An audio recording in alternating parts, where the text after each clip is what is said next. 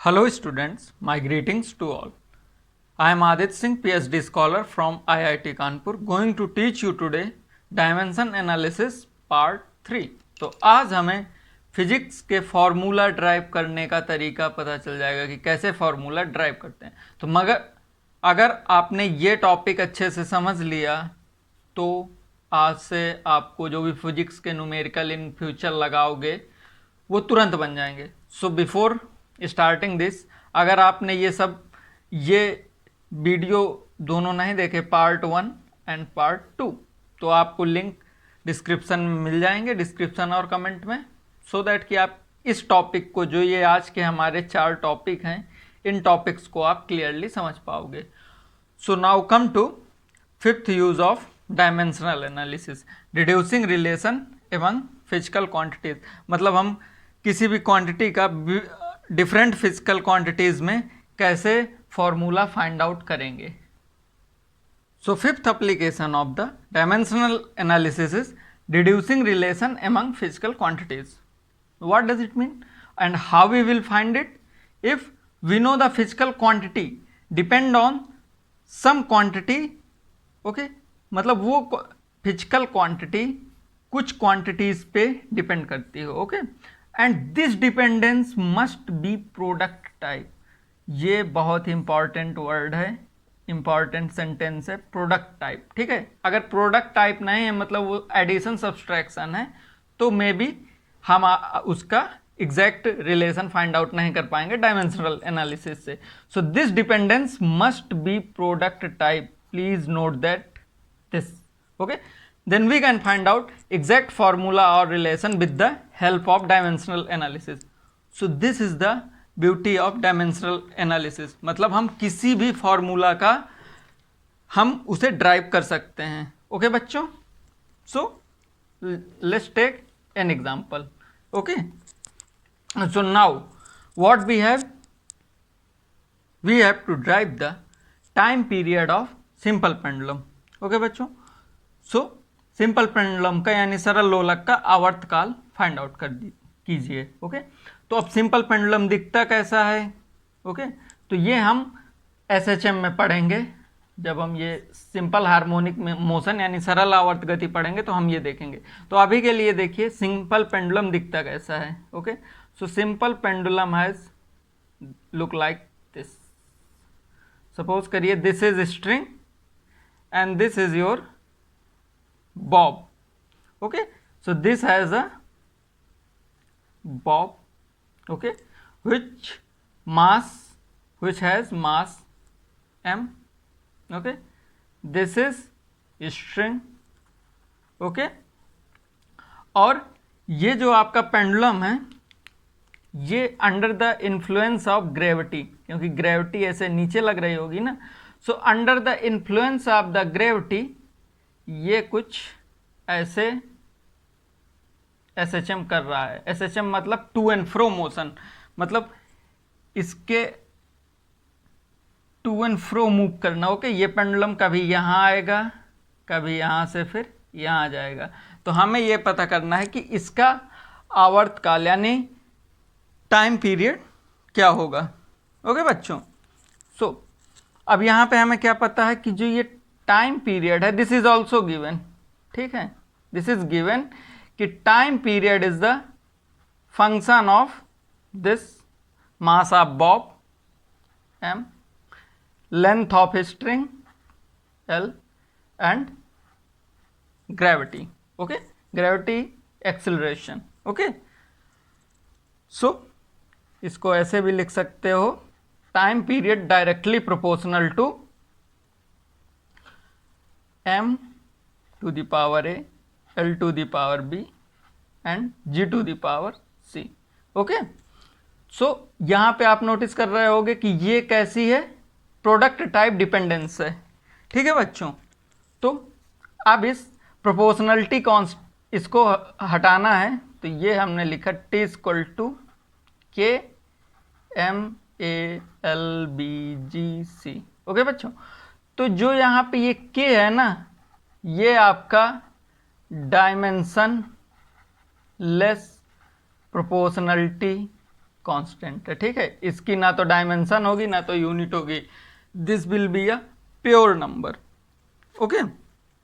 तो अब हमें क्या करना है, in order to set a relation, हमने फोर्थ एप्लीकेशन में क्या पढ़ा था कि हमारा LHS और RHS की डायमेंशन सेम होनी चाहिए, ओके। सो अब क्या करेंगे, take dimension of both side. अब बोथ साइड में क्या है, LHS में ये तो टाइम पीरियड है, तो टाइम पीरियड की डायमेंशन क्या होगी, T, okay. This is time and this is capital T, okay. ये प्रोपोर्शनलिटी कांस्टेंट है आपका, ये यहां पे आपने लिखा ना, तो ये तो प्योर नंबर होगा, तो प्योर नंबर की नो डायमेंशन, सो ये इसकी कोई डायमेंशन नहीं होगी। फिर इसके बाद m, ये तो मास है, तो मास की डायमेंशन क्या होगी m, और ये a, okay. l is the length of string, तो इसकी dimension l, this is p।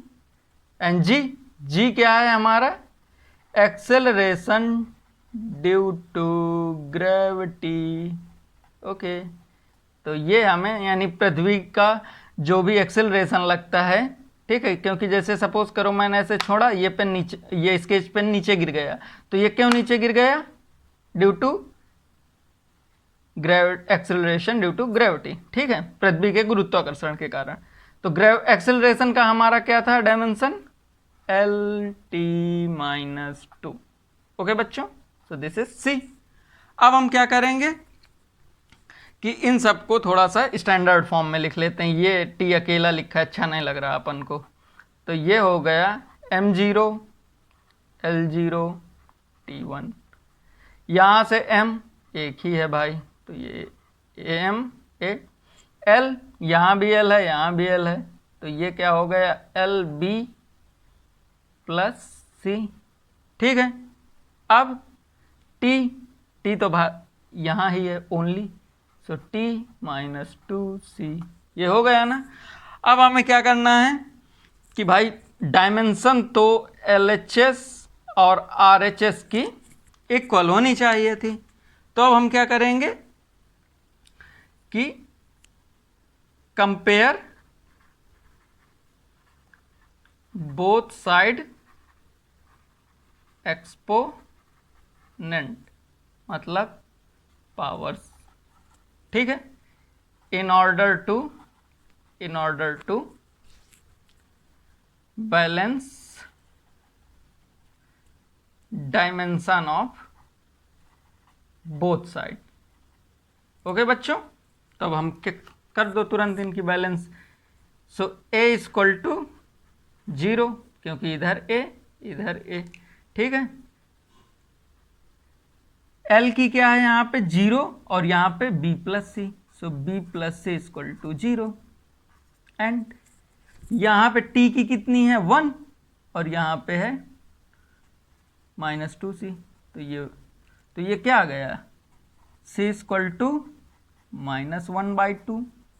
अब ये वैल्यू यहाँ रख दो, तो B इक्वल टू -C, मतलब B इक्वल टू +1/2, ठीक है बच्चों। तो A की वैल्यू ये आ गई, B की वैल्यू ये आ गई, C की वैल्यू ये आ गई, तो इसको उठा के रख दो भाई यहाँ, ठीक है। So T equal to K m⁴ L⁴ 1/2 G⁴ -1/2, मतलब T इक्वल टू K। अब किसी की भी पावर 0 होती है तो वो क्या होता है 1, ये हमने पहले ही डिस्कस कर लिया था, तो ये 1 हो गया। L 1/2, तो ये 1/2 अंडर रूट होता है, तो ये L बाई, क्योंकि ये माइनस है तो ये नीचे चला जाएगा G, तो ये हो गया बच्चों इसका फॉर्मूला। तो ड्राइव कर लिया ना, फील हुआ ना फॉर्मूला ये, तो ये होगा क्या सिंपल फॉर्मूला, ये आपको आगे काम आएगा, तो ये आपने यहाँ पे ड्राइव कर लिया। So this is beauty of dimensional analysis. अगर आपको प्रोडक्ट टाइप डिपेंडेंस पता है किसी फिजिकल क्वांटिटी और उसकी रिलेटेड क्वांटिटीज के बीच में, तो आप वहां से ये फॉर्मूला ड्राइव कर लोगे। ओके बच्चों, तो बच्चों हमें डायमेंशन एनालिसिस से क्या पता चला कि टाइम पीरियड का फॉर्मूला ये है। तो time period of a simple pendulum does not depend on its mass, क्योंकि इसकी पावर तो भाई 0 है। एल पे डिपेंड कर रहा है, जी पे डिपेंड कर रहा है, ठीक है। और जी जो होती है ये ग्रेविटी ऑफ एक्सेलरेशन, ये प्लेस टू प्लेस वेरी करती है। जैसे आप जब लिफ्ट के अंदर होते हो, इनसाइड द लिफ्ट, तो आप क्या करते हो, जब लिफ्ट नीचे की ओर आती है तो आपको अपना जो वेट होता है वो बहुत ही कम फील होता है ना। तो जब हम अर्थ में ऊपर या नीचे मूव करते हैं, ठीक है, यानी जब आप किसी पहाड़ पे चढ़ते हो या किसी सुरंग में जाते हो, तो हमारी जी की वैल्यू, जीज वैल्यू डिक्रीज्ड। ओके बच्चों, बाकी ये ग्रेविटेशनल फोर्स वाले चैप्टर में हम लोग ये सब जी की वैल्यू कहाँ घटती है, कैसे घटती है, क्या रिलेशन होता है, ये सब पता करेंगे। तो अभी आप बस ये समझो कि डायमेंशनल एनालिसिस का कितना बड़ा रोल है हमारी फिजिक्स को समझने में। ओके बच्चों, so students, now come to limitation of dimensional analysis method. मतलब इस मेथड की क्या क्या लिमिटेशन है। Although this method dimensional analysis is very useful in deducing and deriving certain relation, but कुछ जगह पे ये एनालिसिस वर्क नहीं करती। जैसे हम डायमेंशनलेस प्रोपोर्शनलिटी कांस्टेंट नहीं फाइंड आउट कर सकते। जैसे अभी इसमें हमने एक रिलेशन लिखा था ना अभी जस्ट पीछे, L/G time period equal to this. So ये जो प्रोपोर्शनलिटी कांस्टेंट था ना, ये डायमेंशनलेस था, तो ये हम नहीं फाइंड आउट कर सकते। इसको निकालने के लिए हमें एक्सपेरिमेंट्स करते हैं और फिर हम इसको फाइंड आउट करते हैं। सेकेंड लिमिटेशन ये है कि we can not drive those equation और रिलेशन हु हैव एडिशन और सब्सट्रैक्शन टर्म। मतलब कि सपोज करो कि जिनमें एडिशन और सब्सट्रैक्शन है, तो हम इसको ड्राइव नहीं कर सकते relation. Even we can verify its dimensionality correctness, जैसे S equal to UT plus half AT square. तो हमने इसको डायमेंशनली करेक्ट प्रूव किया था कि हाँ ये डायमेंशनली करेक्ट है, बट हम इस पे ये रिलेशन नहीं शो कर सकते। जो हमारा फिफ्थ एप्लीकेशन था वो इस पे वैलिड नहीं होगा। क्यों? क्योंकि यहाँ पे एडिशन टर्म आ गया। एडिशन मतलब उसमें हमने वो नोट क्या पढ़ा था, हमने उसमें नोट पढ़ा था कि our dependence must be of product type. मतलब हमारी वो जो भी हो एस का डिपेंडेंस इसमें प्रोडक्ट टाइप में हो, ये एडिशन और सब्सट्रैक्शन टाइप में ना हो। सो ये जो कुछ मेजर लिमिटेशन है डायमेंशनल एनालिसिस की। ओके बच्चों, so now come to order of magnitude. So as we discussed earlier, physical quantities which vary a wide range of magnitude. Okay, जैसे let's take some example. Okay, इससे आपको बहुत ही clear cut पता चल जाएगा। Size of mountain, ठीक है, versus size of human hair, ठीक है। कहाँ एक पहाड़ का साइज और कहाँ एक ह्यूमन हेयर का साइज। सो इसके मैग्नीट्यूड में क्या ऑर्डर है, अथवा mass of our planet earth versus mass of electron. Okay बच्चों, so it is very difficult to get a feel of how large and how small are these quantities. Okay, तो हमें इसकी feeling नहीं आएगी। सो ऐसे टेढ़े मेढ़े नंबर को लिखने के लिए हमें किसकी ज़रूरत पड़ती थी, 10 टू दी पावर। ओके, सो ये पावर 10 की ज़रूरत पड़ती थी, ठीक है। तो इसको हम घातों के रूप में ही लिख सकते हैं। तो वो हमने पीछे SI प्रीफिक्सेस वगैरह डिस्कस किए थे ना, तो इनका जो लिखने का तरीका होता है, हाउ वी रोट। ओके बच्चों, तो बस ये देख लो इसको कैसे लिखा जाता है। तो इसको लिखने का तरीका होता है a into 10⁻⁵ this is general form. ठीक है, तो कोई भी मैग्नीट्यूड होगा फिजिक्स का वो आप इस फॉर्म में लिखेंगे। Where your A could be 1, 1 से लेके 10 के बीच में कोई भी नंबर होगा, 10 नहीं होगा, यहां पे ये ध्यान रखना। 1 हो सकता है 1 से 9 तक। ठीक है, and B is your either positive और निगेटिव इंटीजर। ठीक है, इंटीजर ही होगा। इंटीजर मतलब +1, +2, +3 और -1, -2, -3। ठीक है, -1, -2, -3। ठीक है, ऐसा मत कर देना कि आप यहाँ पे 0.5, 0.7, -0.9 ये सब मत लिख देना। ठीक है, so positive integer is only valid. ठीक है बच्चों, तो आओ बच्चों इस एग्जाम्पल की हेल्प से हम लोग ऑर्डर ऑफ मैग्नीट्यूड की भावनाओं को फील करते हैं। तो एग्जाम्पल क्या बोलता है कि estimate the number of person that may sit in a circular field of radius 800 metre. मतलब 800 मीटर के एक सर्कुलर फील्ड, मतलब 800 मीटर की रेडियस के एक स्टेडियम में कितने जनता बैठ सकती है। हम जैसे कि कितने लोग बैठ सकते हैं। ठीक है, स्टेडियम मतलब क्रिकेट स्टेडियम, क्रिकेट स्टेडियम सबको पता है। ठीक है, तो अब क्या है कि area of this area of field, तो सर्कल का एरिया क्या होता है πr²। ठीक है, तो पाई क्या था 3.14 इंटू आर कितना है 800, तो 800 स्क्वायर मतलब 3.14 इंटू 800 इंटू 800। अब इन सबको एसआई प्रीफिक्स में चलो लिखो, 8 इंटू 10⁻² इंटू 8 इंटू 10⁻²। सो अप्रॉक्सीमेट ये पावर दो, ये पावर दो, 8 इंटू 8 64, तो ये भी 10⁻² के आसपास गया। सो इसका अप्रॉक्सीमेट हम लिख देंगे, इसका ऑर्डर है 10⁻²²।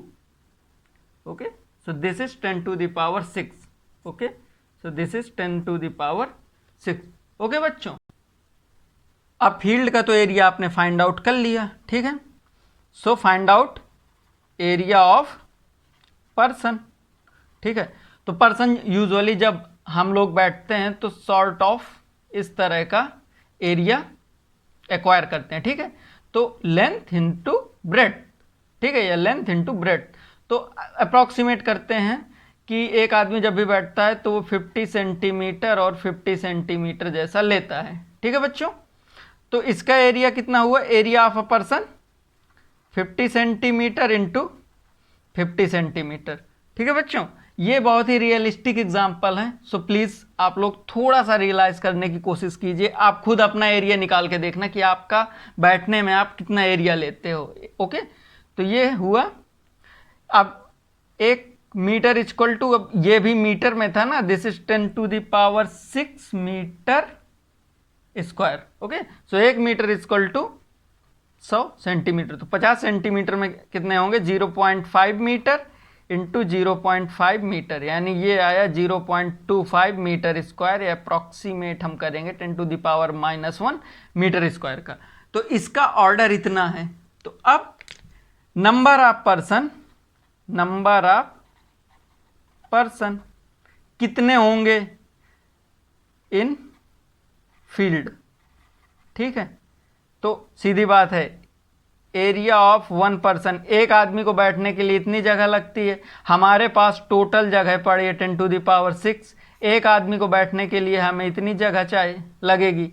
तो कितने लोग होंगे टोटल, तो ये जब ऊपर जाएगा तो ये हो गया 10⁻7 पर्सन। ठीक है, सो जस्ट इमेजिन कि इस 800 मीटर की रेडियस वाले स्टेडियम में 10⁷ पर्सन बैठ सकते हैं। 10⁷ मतलब 10 लाख पीपल। ठीक है बच्चों, तो this is order of magnitude. तो फिजिक्स में अगर आपको ऑर्डर ऑफ मैग्नीट्यूड क्लियरली पता है तो आप चीज़ों को इजिली इमेजिन कर सकते हो, ठीक है, उसको रियलाइज कर सकते हो कि क्या हो रहा है, क्या फिनोमिना हो रहा है। ओके, सो ये कुछ क्वेश्चन है आप लोगों की प्रैक्टिस के लिए। ओके, सो ये पावर की डायमेंशन फाइंड आउट करनी है, टॉर्क की डायमेंशन फाइंड आउट करनी है, फ्रीक्वेंसी की डायमेंशन फाइंड आउट करनी है एंड प्लैंक कांस्टेंट की डायमेंशन फाइंड आउट करनी है। पावर का फॉर्मूला है energy by time, similarly torque का फॉर्मूला है this, force into displacement. Frequency में ये है सी इक्वल टू न्यू लेमडा, यहाँ से निकालना। प्लैंक कांस्टेंट के लिए इक्वल टू एच न्यू। ठीक है, दूसरा क्वेश्चन है, if force equal to this by this then find the dimension of alpha and beta. Okay, so do these question sincerely, और जहां भी प्रॉब्लम आएगी हम इसको एक अलग से एक वीडियो बनाएंगे। तो ये सारे क्वेश्चन और भी कुछ क्वेश्चन मैं आपके लिए लाऊंगा, तो हम लोग प्रैक्टिस करेंगे। सो सॉरी बच्चों, इस क्वेश्चन में मुझसे ये गलती हो गई थी कि 10⁷ पर्सन। सो ये 10 लाख नहीं था, ये 100 लाख था। 100 लाख मतलब 1 crore. Okay, so this is 100 lakh और 1 करोड़ पीपल। ओके बच्चों, सो बस आप लोग ये क्वेश्चन बहुत ही सिंसियरली करना। Okay, so keep watching, keep learning and keep growing.